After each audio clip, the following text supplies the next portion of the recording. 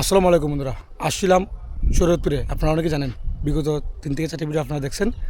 প্রিয় সাইদুল ভাইয়ের কাছে আসছিলাম এবং রাসেল রাজ ডান্সার আর আমার সাথে আছে তাওস কাকা।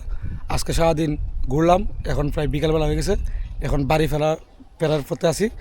আর অসংখ্য ধন্যবাদ জানাই আমার প্রিয় সাইদুল ভাইকে আমাকে এত সুন্দর একটা জেলা শহরে ঘুরিয়ে দেখার জন্য। এবং এই যে পার্কে বর্তমানে আছি, এই পার্কের নাম হচ্ছে ফ্যান্টাসি কিংডম নরসিংদী নড়িয়া, ওই শরীয়তপুর নড়িয়া।